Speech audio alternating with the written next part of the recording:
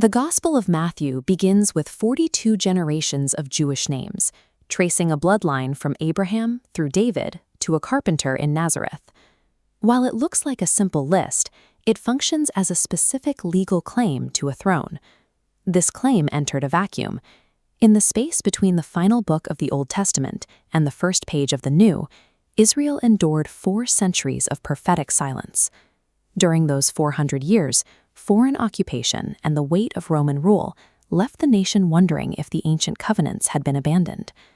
Matthew's opening line addresses that silence directly by linking Jesus to 2 distinct promises: the Son of David, referring to the royal hope of a king, and the Son of Abraham, referring to the ancient pledge that all families on earth would be blessed. By combining these 2 titles in the first verse, the author signals that while this king belongs to Israel, his authority is intended for the world. The man who constructed this argument was Matthew, also known as Levi. Before he followed Jesus, he was a tax collector, a position that earned him the reputation of a traitor among his own people. Because he handled the currency of Rome and worked for the occupying empire, he was seen as a daily agent of the enemy.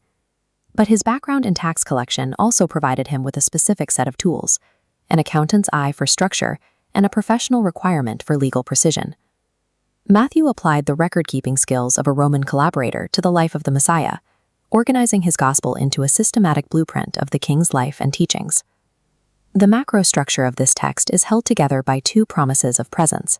It begins in chapter 1 with the name Immanuel, meaning God with us, and it ends in chapter 28 with the risen Jesus telling his disciples he will be with them always. To connect the life of Jesus to the history of Israel, Matthew uses a recurring phrase: "This was to fulfill what was spoken by the prophet." He demonstrates fulfillment in 3 ways: by pointing to direct prophecy, by highlighting patterns like a new Exodus, where Jesus succeeds where Israel failed, and by showing how present sorrows mirror ancient ones. These formulas present Jesus not as an interruption to the Old Testament story, but as its intended climax.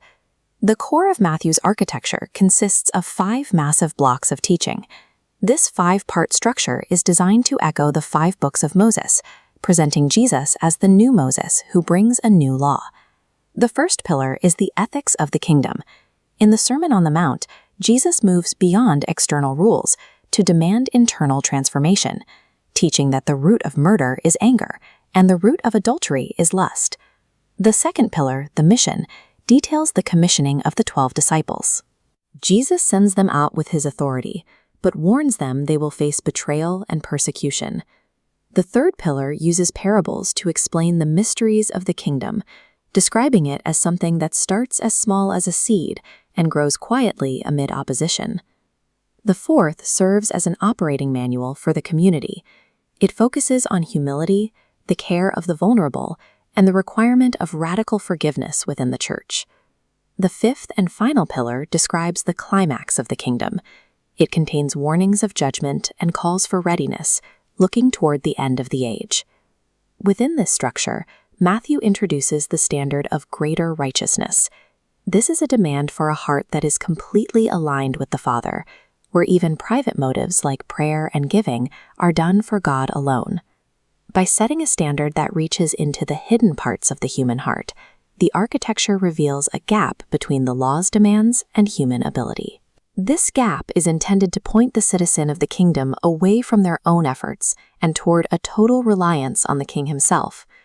The gospel reaches its conclusion on a mountain in Galilee, where the risen Jesus stands with his followers for a final instruction. He issues a final mandate: "Go, therefore, and make disciples of all nations." The narrative that began with an exclusive Jewish genealogy now ends by discarding geographic and ethnic boundaries. The most Jewish of the Gospels concludes by launching a movement to every nation on earth. This global mission completes the Son of Abraham promise from the first verse, fulfilling the ancient pledge to bless all the families of the earth through Abraham's offspring. Matthew ends the account with this command to go and a promise of presence. It leaves the reader to consider if their own heart has been transformed and if they have accepted the mandate to the world.